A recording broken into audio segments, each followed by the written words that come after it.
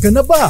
Saan ka man nagtatrabaho, mapa-opisina man o work from home o mula mismo sa pwesto, sasabayan namin ang break time mo. Sasabayan namin ng mga balita at komentaryo, mga panayam ng mga taong viral ngayon. DZRH Break Time! At ang inyong makakasama, ako po si Thea Pecho Corpuz, ang ngalan nila kay Deo Macalma. At narito na ang headlines ng ating mga nagbabagang balita para sa isa na namang edisyon ng Break Time sa DZRH. Ngayon ay ang ikalawang araw sa buwan ng Hulyo, Martes. Panukalang 2025 National Expenditure Program aprobado kay Pangulong BBM. Senator Angara itinalagang bagong DepEd Secretary. Pagkakatalaga kay Angara bilang bagong kalihim ng edukasyon, winelcome ng DepEd. 35 pisong aumento sa sahod ng mga manggagawa sa National Capital Region, minaliit ng mga senador. Second batch ng Pinoy Seafarer sakay ng MV Transworld Navigator na inatake sa Red Sea parating na ng Pinas mamayang gabi.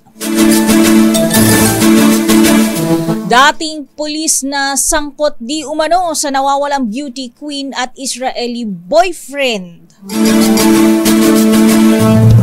At para sa detalye ukol sa panukalang 2025 National Expenditure Program na aprobado kay Pangulong Bongbong Marcos, narito si RH14 Leth Narciso. Miss Leth. Miss Thea, okay kay Pangulong Ferdinand Marcos Jr. ang 2025 National Expenditure Program. Sa 17th Cabinet meeting sa Malacanang, inaprubahan ng Pangulo ang proposed 6.352 trillion pesos para sa susunod na taon na iprinisinta ng Department of Budget and Management. Tututukan sa budget ang food security, social protection, healthcare, housing, disaster resilience, infrastructure, digital connectivity at energization. Pinakamalaking bahagi naman ng pambansang budget ay inilaan sa education sector, public works, health, interior and local government at defense. Tinukoy din priorities ang social welfare, agrarian reform, transportation, judiciary at justice. Kumbinsido ang Pangulo na maayos na naibalanse ang itinakdang appropriations.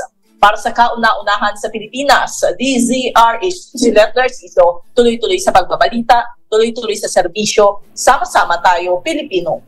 Maraming salamat, Ms. Leth Narciso. Samantala sa iba pang detalye ng ating mga nagbabagang balita, inanunsyo nga ni Pangulong Ferdinand Marcos Jr. ang appointment kay Senator Juan Edgardo Sonny Angara bilang bagong kalihim ng Department of Education o DepEd. Ang announcement ay ginawa ng Pangulo sa cabinet meeting sa Malacanang ngayong araw. Sabi ng Presidente, tinanggap na ni Angara ang posisyon. Papalitan ni Angara si Vice President Sara Duterte na nagbitiw noong June 19, 2024, epektibo sa July 19, 2024. Ayon kay Pangulong Marcos, malawak ang legislative history ni Angara kung saan isinulong nito ang mahalagang reforma sa edukasyon.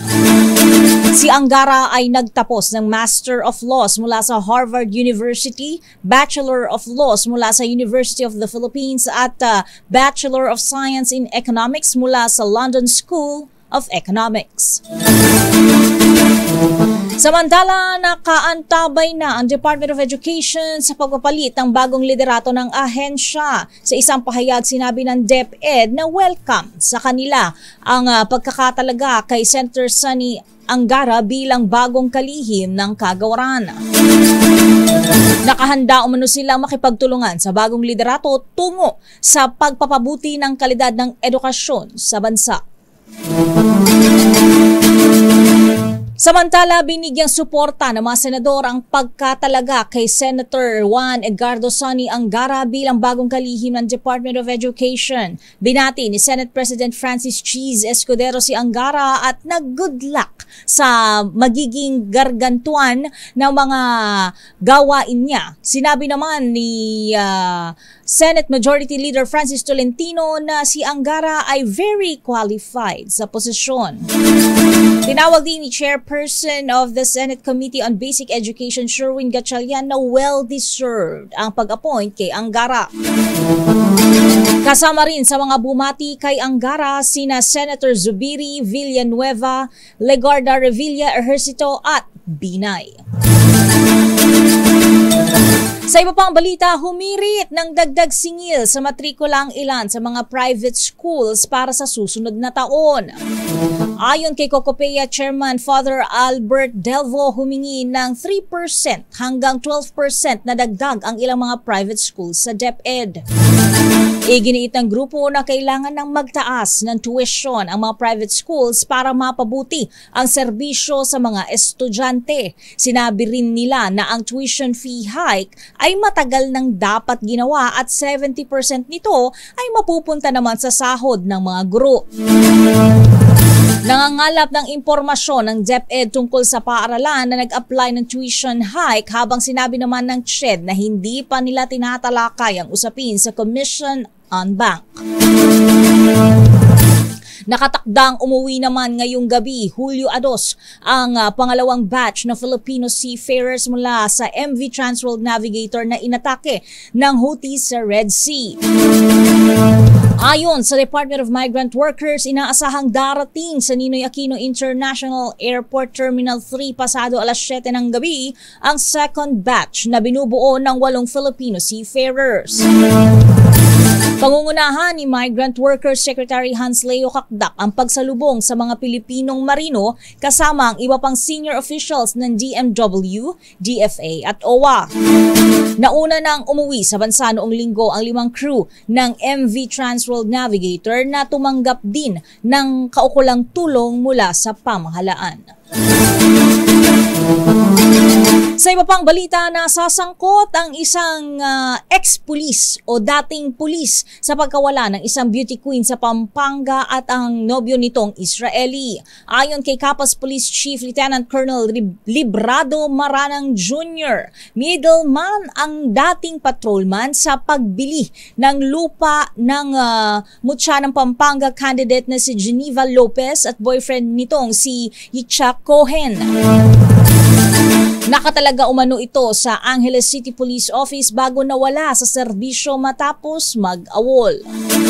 Pagkumpirma ni Maranang sa mga reporter sa Campo Crame, nagawa pang magtagpo nina Lopez at Cohen na huling nakita noong June 21. Kinabukasan natagpo ang sunog ang kanilang Nissan Terra sa Capas San Jose Road habang nakita rin ang abandonadong SUV ng pinaniniwalaang persons of interest sa Tarlac City. Sa iba pang balita, hinimok ni Senator Sherwin Gatchalian si suspended Bamban Mayor Alice Guo na isiwalat ang malalaking tao sa likod ng illegal na pogo operation sa bansa. Naniniwala si Gatchalian na si Guo ay nasa posisyon upang magbigay linaw sa mga pangunahing individual at operasyon na nagpapatakbo ng mga kriminal na aktibidad dahil umano sa kanyang kaugnayan sa Pogo Hub sa Bamban at Porac. Anya, malaki ang may tutulong ng testimonya ni Guo sa kanilang pagsisikap na buwagin ang mga illegal na operasyon ng Pogo at pananagutin ang mga gumagawa ng krimen. Sa ngayon, pinaplansya na ng Office of the Solicitor General ang pagsampa ng co-warranto case laban kay Guo matapos makumpirma ng NBI na tugma ang fingerprint ng alkalde at ni Guo Wangping. Habang pinag-aaralan na rin ng COMELEC ang paghahain ng election offense laban kay Guo.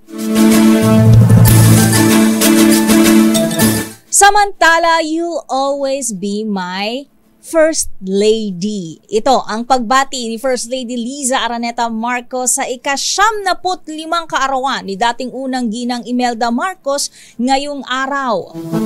Sa isang Facebook post, nagpasalamat si First Lady Liza Marcos sa dating unang ginang na kanya umanong ikalawang ina. Ito na ang ikatlong beses na magdiriwang ng birthday ang dating unang ginang matapos ang pagbabalik ng mga Marcos sa Malacanang.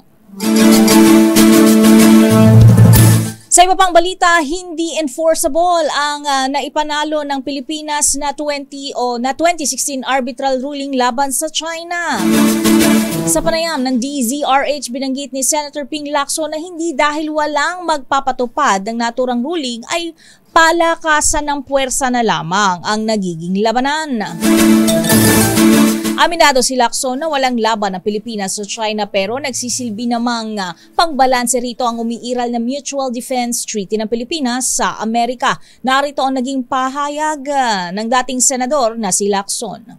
Problema kasi doon sa ruling, yung arbitral ruling, ang problema hindi naman enforceable. Sino mag-enforce? So palakasan ng puwersa ang labanan. Wala naman talaga tayo itatapat sa bansang China. Mabuti rin, meron tayong umiiral na Mutual Defense Treaty with the United States. Kasi ito yung matagal ko na sinasabi, ito yung pwedeng magamit natin pang balanse, yung tinatawag nating balance of power sa West Philippine Sea. Samantala, bagamat kinakalawang na at hindi na operational ang BRP Sierra Madre na nakaposte sa West Philippine Sea, hindi ito magagawang sirain o atakihin ng China. Ito ang sinabi ni dating Senator Panfilo Ping Lacson sa panayam ng DZRH. Ayon kay Lacson, ito'y dahil nananatiling commissioned Philippine Navy vessel ang BRP Sierra Madre. Ibig sabihin, kung aalisin o aatakihin ito ng China ay maaaring maging hudyat ito ng pag-iral ng Mutual Defense Treaty ng Pilipinas at Estados Unidos. Naritong muli si Senator Lacson. Commission Navy vessel, pwede mo bang pag inatak mo yun, maliwanag talagang magti-trigger ng Mutual Defense Treaty yun. Kasi hindi lamang public vessel, kundi talaga Philippine Navy vessel and commission vessel yon. Kaya dapat ay hindi mawala ito. Dapat talaga nandun at talagaan natin kasi alam mo, kawawa rin yung mga marine contingent natin doon. Sa iba pang balita, nabiyayaan ng ayuda mula sa Department of Social Welfare and Development o DSWD ang nasa 400 residente ng San Juan, La Union. Sa pamamagitan ng opisina ni Senator Lito Lapid, tumanggap ng tig 2,500 piso ang kada benepisyaryo. Nagpasalamat ang mga benepisyaryo sa napapanahon umanong ayuda sa pangunguna ni San Juan, La Union Vice Mayor Manuel Victor Ortega. Samantala, nilinaw ni DILG Secretary Benher Abalos na hindi totoo ang kumakalat na balitang pagpapaliwanagin si Davao City Mayor Baste Duterte. Ayon kay Abalos, walang katotohanan ang lumabas na report na pagpapaliwanagin si Mayor Duterte sa nasabing ulat dahil umano ito sa pag-iwan ni Duterte sa kanyang mga constituents sa Davao sa gitna ng pagragasa ng matinding pagbaha. Samantala, aabot naman sa 600 ang pumasa sa June 2024 licensure examination para sa mga dentista. Base sa tala ng Professional Regulation Commission, 673 sa 1,207 examinees ang pumasa sa exams na ginanap noong June 15 hanggang 22. Nanguna naman ang University of the East Manila sa top-performing schools na may 88.97% passing rate. Bumaba naman ng halos 17% ang bilang ng mga kaso ng dengue sa National Capital Region simula Enero hanggang Hunyo ngayong taon ayon sa report ng Department of Health nitong Martes. May kabuuang 6,531 na kaso ang naitala sa unang 6 na buwan ngayong taon sa National Capital Region, mas mababa sa naitalang 7,811 sa kaparehong panahon noong nagdaang taon. Ayon sa datos ng Regional Epidemiology Surveillance Unit, lumalabas na karamihan sa mga kaso sa rehiyon ay nagmula sa Quezon City na may 1,635 o halos 26% na kaso mula sa kabuuang tali. Ayon pa sa datos ng Regional Epidemiology Surveillance Unit, lumalabas na karamihan sa mga kaso o yun na nga, kabuang tali. 7 naman ang naiulat na namatay sa rehiyon pero siniguro naman ng ahensya na nanatiling mababa pa rin ito sa alert threshold ng dengue cases. Mamaya ipagpapatuloy pa natin ang pagbibigay ng iba pang detalye ng ating mga nagbabagang balita Pilipinas. Kayo nakatutok pa rin sa Break Time kasama si Thea Petro Corpus dito sa DZRH Pilipinas. Ang oras 21 minutos makalipas ang alas 4. RH Break Time. Pilipinas, ang oras 27 minutos makalipas ang alas 4 at magpasok muna tayo ng balita mula sa labas. 35 pisong aumento sa sahod ng mga manggagawa sa National Capital Region. Minaliit ng mga senador. I-detalye mo RH28 Raymond Dadpaas. Raymond. Nakukulangan ng mga senador sa 35 pisong aumento sa sahod na ibinigay ng Regional Tripartite Wages and Productivity Board o RTWPB sa mga manggagawa sa National Capital Region. Ayon kay Senate President Francis Chis Escudero, kulang na kulang ito sa pangangailangan ng mga manggagawa sa gitna ng pagtaas ng presyo ng mga bilihin. Questionable para kay Escudero kung bakit laging kulang ang ibinibigay na taas sahod ng RTWPB. Nagtataka ito kung saan sila namamalengke at baka maaari nilang i-share ito sa mga manggagawa upang mapagkasya ang 35 pisong aumento sa sahod. Binanggit ng Senate President na pasado na ang 100 pisong aumento sa sahod sa Senado na bagamat hindi pa rin sapat ay malaking tulong ito sa mga minimum wage earners. Para sa labor advocate na si Senador Jinggoy Estrada, kakarampot lang ang 35 pisong aumento sa sahod, ngunit makatutulong pa rin ito sa mahigit 1 milyong manggagawa sa NCR. Una nito'y tinawag na insulto ng mga labor groups ang 35 pisong ibinigay na sahod sa mga minimum wage earners sa Metro Manila. Para sa kauna-unan sa Pilipinas, DZRH, ito si Raymond Dadpaas, tuloy-tuloy sa pagbabalita, tuloy-tuloy sa serbisyo, sama-sama tayo, Pilipino.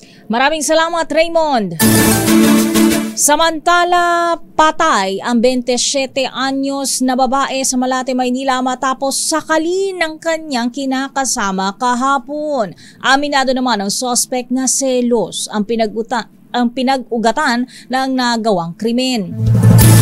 Ayon sa salaysay ng suspect, lasing ang biktima ng nadatnan sa bahay at 2 beses siyang sinabuyan ng tubig dahilan upang siya'y manggalaiti sa galit. Dagdag pa ng suspect, kausap lagi ng biktima ang dating nakatrabaho sa Kuwait at idinadahilang ito'y taga-agency. Kasalukuyang nasa kustodiya na ng Manila Police District ang suspect at nahaharap sa kasong murder. Dumating na sa Ninoy Aquino International Airport ngayong Martes ang labi ng 2 Filipino seafarers na nasawi sa pag-atake ng missile sa kanilang barko sa Gulf of Aden. Kabilang ang 2 sa 15 Pinoy crew na sakay ng MV True Confidence na sinalakay ng mga rebeldeng Houthi noong Marso habang nasa karagatan. Pinangunahan ni Dubai Labor Attaché John Rio Bautista ang paghahatid ng labi ng 2 sa kani-kanilang mga pamilya habang tiniyak naman ng DMW at OWA ang asahang tulong na matatanggap ng pamilya. Nauna nang naiuwi sa bansa ang 13 ibang nakaligtas at napaabutan na ng tulong ng ating pamahalaan. Samantala, kinumpirma ng Eco Waste Coalition na nagtataglay ng mapanganib na level ng lead o tingga ang nasa 15 imported paint products na ibinebenta ngayon sa lokal na merkado. Ayon sa grupo, sumailalim ang naturang mga produkto sa pagsusuri ng Global Testing Company na SGS kung saan natukoy pa na 10 sa mga ito ang mislabeled na lead-free. Batay sa pagsusuri, naglalaman umano ang paint products ng tingga na higit sa maximum na limitasyon na 90 parts per million na siyang regular standard ng lead sa mga paint products sa bansa. Kaugnay nito, kinuwestiyon ni Eco Waste Coalition campaigner Manny Calonzo ang patuloy na pagpasok ng mga paint products sa bansa na nagtataglay ng toxic amount ng lead. Ito ay kahit pa itinigil na ng gobyerno ang pag-i-issue ng import clearance para sa mga lead chromate na ginagamit sa paggawa ng pintura. Dahil dito patuloy ang panawagan ni Calonzo sa pamahalaan na magpatupad ng mas striktong panuntunan hinggil dito upang maiwasan ang pagpasok ng mga pintura na nagtataglay ng dangerous level na lead sa lead content sa bansa. Samantala, muling ikinukonsidera ng Department of Agriculture ang posibleng pagpapalawig sa implementasyon ng import ban sa sibuyas. Ayon kay DA spokesperson Assistant Secretary Arnel de Mesa, ito ay bunsod ng nananatiling mataas na inventaryo ng lokal na sibuyas sa bansa. Batayan niya sa kanilang datos, nasa higit 162,000 metric tons ang inventaryo ng local onions na nakaimbak sa cold storage facilities. Sabi pa ni De Mesa, posibleng tumagal pa ang supply na ito ng hanggang 8 buwan. Kaugnay nito, masusi umanong pag-aaralan ni DA Secretary Francisco Tiu Laurel Jr. kung dapat na ba muling mag-import ng sibuyas o hindi muna sa layo na hindi bumagsak ang presyo nito at umaray ang local producers. Nasabat naman ng Bureau of Customs ang 1.4 tons ng shabu na nagkakahalaga ng 9 bilyong piso sa Alitagtag, Batangas. Base sa investigasyon, nasamsama ang toneladang iligal na droga sa pribadong yate matapos magkaroon ng checkpoint operation ang ahensya ng BOC, PNP at PIDEA. Ayon sa BOC, ginagawa nila ang trabahong iniatas ng Pangulong Bongbong Marcos na siguruhin ang seguridad ng mga lugar maging ang kalakaran sa komunidad. Naghain naman ng seizure and detention warrant sa mga sasakyang pandagat na lumabag sa Republic Act 10863 o Customs Modernization and Tariff Act. Ibibigay pa natin ang ibang detalye ng ating mga nagbabagang balita, but for now, ibang ibibigay natin dahil tayo po ay mamimigay ng papremyo mula sa Malacash sa telepono. Ang gagawin lamang po ay tumawag sa 0998-568-9094. Again, tawagan lang po ang numerong 0998-568-9094 at sagutin ang katanungan, anong himpilan ng radyo ang magdiriwang ng ika-85 anibersaryo. Tawag na. Kayo po ay nakatutok pa rin sa aming himpilang DZRH, sa programang Break Time. At para naman tayo'y batiin ngayong sa ating nanalapit na anibersaryo, narito si Senator Loren Legarda. Kahapon ay nakapanayam natin ang mayor ng San Juan, pero bago ang lahat, bago ang public advisory natin na yan, ay meron na pong tumawag sa ating linya at nais na niyang sagutin ang ating katanungan para makapag-uwi na ng kanyang limpak-limpak na mapapanalunan. Hello! Magandang hapon!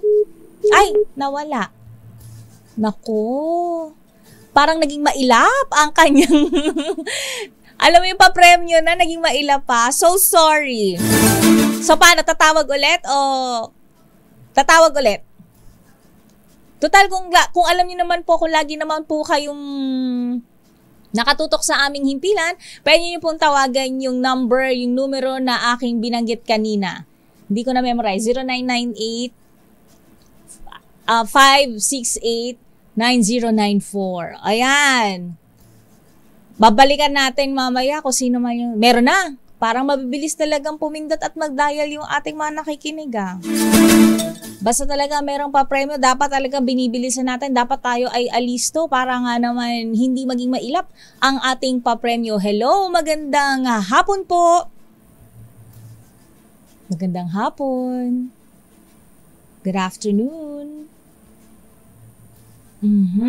Ayan, magandang hapon po. Hello. Hi, babae, mukhang maganda. Si Madam, ano po ang pangalan nila? Angel. Aba, pati ang pangalan, Angel, pati ang boses, angelic. O, di ba, malaanghel na tinig. Ma'am Angel, ano po ang huling pangalan nila? Last name po? Leonidas. Leonidas. Ma'am Angel, at kung kayo po ay nakatutok kanina pa sa aming himpilan sa ating programang Break Time, ano po ang aking iniwang katanungan na dapat ninyong sagutan? Celebrate ng 85th anniversary. Ang? Ano pong istasyon ang celebrate ng kanilang 85th anniversary? At ang inyong kasagutan ay? DZRH. Yay! Huwag niyo pong ibababa, Miss Angel, ang telepono. At ang isa pa pong Angelic, ayan, Mala Angel, ang magbibigay sa inyo ng papremyo. Detalye kung paano niyo po makukuha ang inyong papremyo. Marami pong salamat sa inyong pagtuto. Congratulations! Sabi ko naman sa inyo basta nakatutok lang kayo sa DZRH, kayo talaga ang malakas. At nabanggit ko nga kanina na nakapanayam natin kahapon ang butihing mayor ng San Juan City at natanong natin siya tungkol nga sa anong magiging disciplinary action, parang ganyan no? Anong magiging disiplina na maipapataw sa nagtrending nila na constituent na binansagang Boy Dila. Na magkakaroon daw sila, ito na nga, hinihikayat. Ito po ang mensahe ng lungsod ng San Juan, pamahalaang lungsod ng San Juan para sa publiko. Hinihikayat po ang lahat ng naging biktima ng anumang pangyayaring nakasakit, nakasira ng gamit, nakadulot ng perwisyo noong nakaraang Wata Wata Festival noong June 24, 2024 na dumulog sa Office of the Mayor upang matulungan kayo ng formal at ng makapaghain ng demanda laban sa mga taong may kagagawan nito. Ang inyong boses po at pagkilos ay mahalaga upang mabigyan ng katarungan ng inyong sinapit at ng lahat ng mga naging biktima. Sa may mga impormasyon po tungkol sa mga nanggulo o nakakakilala sa mga sangkot sa mga insidente, hinihikayat din po kayo ng pamahalaang lungsod ng San Juan na magbigay ng tiwala at makipagtulungan sa lokal na pamahalaan upang mahuli na ang mga ito. Ito ay upang mas mapabilis na matugunan ang mga hinaing ng mga mamamayang naging biktima ng gulo. Ayan. At masiguro na ang mga susunod na selebrasyon ay maging ligtas at mapayapa para sa lahat. May mga hakbang na pong ginagawa ang lokal na pamahalaan upang matugunan at masolusyonan ang isyong ito. Maraming salamat po sa inyong pag-unawa at pakikisa sa adhikaing ito para sa makabagong San Juan. Yan po ang public advisory. Yan po ang hiling ng pamahalaang lungsod ng San Juan. Kung kayo po ay may mga hinaing, makipag-ugnayan po kayo, lalo na kung ito ay may kinalaman sa nakaraang Wata Wata Festival noong nagdaang June 24. At para ibigay pa yung pang detalye ng ating mga nagbabagang balita, mamaya ibibigay natin yan. Mayroon pa tayong break time sports mula kay RH53 Kristan Carag. Pero ito muna ang ilan sa ating mga paalala. Pilipinas, 15 minutos bago mag alas 5. Kayo nakatutok pa rin sa DZRH sa programang Break Time kasama si Thea Petro Carpuz.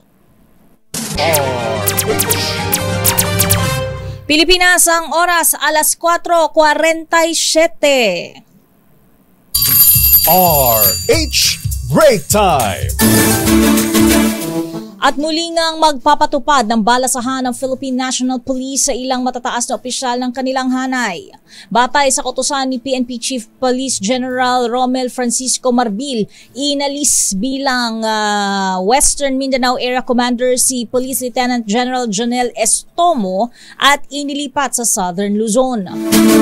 Tinanggal naman si Police Major General Bernard Banak na sa Directorate for Police Community Relations at itinalaga bilang Area Commander ng Western Mindanao. Mula naman sa Central Luzon, inilagay sa Directorate for Information and Communications Technology Management si Police Major General Marcelino Bazar. Si Police Brigadier General Roderick Alba naman ay inilipat bilang Director ng Directorate for Police Community Relations, habang si Police Brigadier General Nery Ignacio ay inilipat sa Controllership mula sa Logistics. Sa iba pang balita, patay ang isang lalaki sa Obando, Bulacan matapos barilin ng dati niyang katrabaho dahil umano sa selos. Kinilala ang biktima na si Paul Meneses at ang itinuturong suspect naman ay ang dati niyang kasamahan sa Municipal Disaster Risk Reduction and Management Office ng Bayan. Ayon sa PNP, matinding selos ang motibo sa krimen dahil hinala ng suspect ay may namamagitan sa kanyang misis at ng biktima. Nakabilanggo na ang suspect at isa pa niyang kasamahan sa Obando Detention Facility. Kapag po kayo nagseselos, ang komprontahin niyo po ay inyong karelasyon. Para maklaro niyo po kung ano ba talaga ang inyong sitwasyon. Mahirap po tayo yung nagpapadalos-dalos sa ating mga iniisip, sa ating mga ginagawa na maaari nating pagsisihan bandang huli at maaari makaperwisyo hindi lamang po para sa atin, ay maaari rin kayong makaperwisyo sa ibang tao. Huwag niyong hayaang emosyon po ang namamayani sa inyong buhay. Gamitan po natin ito ng tama, wastong pag-iisip at syempre iba yung pagdarasal. Persons of interest. Ayan, tinutugis na ngayon ng mga otoridad ang ilang persons of interest sa likod ng pagkawala ng beauty queen at kasintahan nitong Israeli ayon sa PNP nitong Martes. Ipinahayag ni PNP spokesperson Colonel Jean Fajardo sa press briefing na hindi pa sila makapagbibigay ng karagdagang detalye ngunit tukoy na ang pagkakakilanlan ng mga persons of interest. Ang pamilya ni Cohen ay nag-alok naman ng 250,000 pesos na pabuya sa sino mang makapagtuturo at makapagbibigay ng detalye sa nawawalang magkasintahan.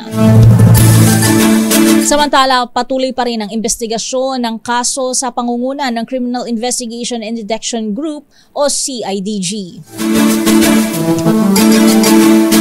At para bigyan naman tayo ng ating break time sports, ayan Splash Brothers ng Golden State Warriors. Nabuwag na? Bakit? At sino itong tinaguri ang Splash Brothers na ito? Idetalye mo nga ang balita. RH53, Kristan Karag. Kristan. Tuluyan lang nagtapos ang tandem ni Klay Thompson at Stephen Curry sa Golden State Warriors. Ito ay patas iwanan ni Thompson ang Warriors at pumirma ng kontrata kasama ang Dallas Mavericks. Aking sa ma-report, pumirma ng 3 taong kontrata si Thompson kasama ang Mavericks at nakatakda siyang kumita ng $50 million sa kanyang paglalaro sa Dallas. Naglaro ng 11 NBA season si Thompson kasama ang Warriors at napagugi siya ng 4 na kampyonato kasama ang koponan. Tinawag na Splash Brothers ang tandem ni Thompson at Curry na kilala pa sa kanilang 3-point shooting. Samantala, ibinulgar naman ng Golden State na plano nilang iretiro ang number 11 jersey ni Thompson sa hinaharap. Makakasama ni Thompson sina 5-time NBA All-Star player Luka Doncic at 8-time NBA All-Star player Kyrie Irving sa Mavericks. Mula sa kauna-unahan sa Pilipinas, Desire Agent Kristan Karag, Toy-Toy sa Babalita, Toy-Toy Serbisyo, sama-sama tayo, Pilipino. Maraming salamat, RH53 Kristan Karag.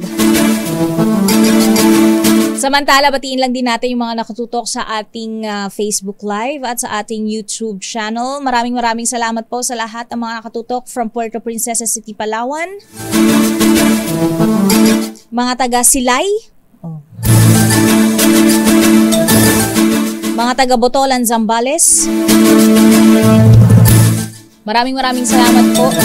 Ayan, dahil kayo po ay laging nakatutok sa atin, dahil po sa inyong mga suporta, kaya po tayo ay nananatiling namamayagpag at nakaabot sa 85 taon. Samantala, nagbuga naman ng average na 5,083 tons ng sulfur dioxide ang Bulkang Kanlaon. Ayon sa PHIVOLCS, ito na ang ikalawa sa pinakamataas na naitala sa bulkan ngayong taon. Kaugnay nito, nananatili pa rin nakataas ang Alert Level 2 sa Kanlaon Volcano. Mag-ingat po ang lahat ng mga nakatira ng malapit sa Bulkang Kanlaon at ipagdasal po natin ang kanilang kaligtasan. Naku po, sumadsad na nga ang halaga ng piso ngayong araw, July 2, matapos magsara ang palitan sa, naku, aabot kaya ito ng 60 pesos. Diba? 58 pesos and 795 centavos. So 58.76 pagka siguro ni round off natin to, no? Sabi nung teacher ko sa mathematics, pwede nang i-round off yan. 56.8 na kasi 0.795. So 9 mara-round off na 0. Nako, 58.8 ano. Pero baka sabihin ng mga sa palitan, wag mong palitan. Lalo tayong magmumukhang mahina kapag ka naging 0.8 yan. 0.795 lang. 58.795. Ayan. Ang kada isang dolyar ayon yan sa Banker Association of the Philippines. Mas mababa ito kumpara sa 58.65 kada dolyar na palitan kahapon. Naku, medyo malaki-laki yun ano. Mga 15 centimos ang diferensya. Tama ba? Tama ba yung mathematics ko? Parang 15 centimos nga ano, from 58.65 kahapon, ngayon ang palitan na ng piso sa dolyar 58.795. Sabi nila, hindi naman, 14 centavos lang. Wag kang dagdag bawas. At nakatutok nga ang Remo family diyan sa may Puerto Princesa, Palawan at mga taga ang Kamitan families from Italy. Ayan, maraming salamat po. Again po, ang panawagan po ng pamahalaan ng San Juan, kung kayo po ay nabiktima. Ayan ha, kung kayo po ay naging biktima na anumang pangyayari, nakasakit, nakasira ng gamit o nagdulot ng perwisyo, ayan sa inyo, ang sino man noong nagdaang Wata Wata Festival noong June 24, maaari po lamang na kayo ay dumulog sa Office of the Mayor upang kayo ay agarang matulungan ng formal at ng formal na makapaghain ng demanda laban sa mga taong may kagagawan nito. Marami pong salamat sa inyong pagtutok sa isa na namang edisyon ng Break Time. Nakasama niyo po sa ngalan nila kay Deo Macalma. Ako po si Thea Petro Corpus. Nandyan sila Josa, nandyan si Jackie, si Aliyah, si Het. Si Het, sino kasama mo dyan? Ha? Norman, tsaka si? Sir Melvin. Maraming salamat po. Ayan sa inyong pagtugaygay sa aming himpilan, sa aming programang Break Time. Muli po, magkakita-kita tayo bukas. Maraming salamat. Muli po, ako po si Thea Petro Corpus, Pilipinas. Ang oras, 4 na minuto bago mag alas 5 ng hapon.